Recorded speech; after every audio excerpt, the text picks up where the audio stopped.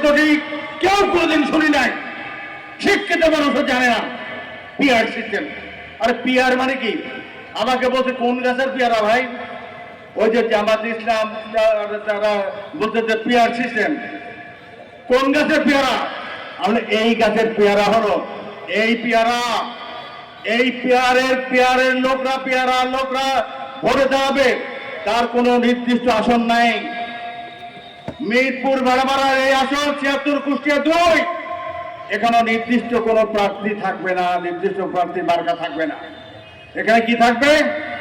যে দলের ক্যান্ডিডেট তার নাম থাকবে। আর সেই দল এখানে যদি ২০০ ভোটও পায়, অন্য জায়গায় হয়তো বেশি পাইল, ৩০০ আসন মিলে যদি তারা 1% ভোট পায়, তাহলে সারা বাংলাদেশে তাদের 100টা 3টা আসন হয়।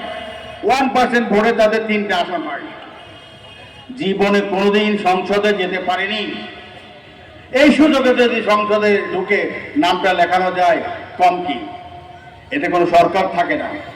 আর যারা এমপি হবে, পিআরের এমপি, তারা বেচা কিনা হবে, সরকারের পতন হয়ে যাবে, কোন সরকারি স্থিতিশীলতা থাকবে না।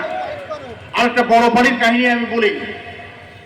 জামাত ইসলামী দীর্ঘদিন বিএনপির সাথী হিসাবে নির্বাচনের সফলতা ব্যর্থতা তার নীতির কারণে উদাহরণটা দেখি।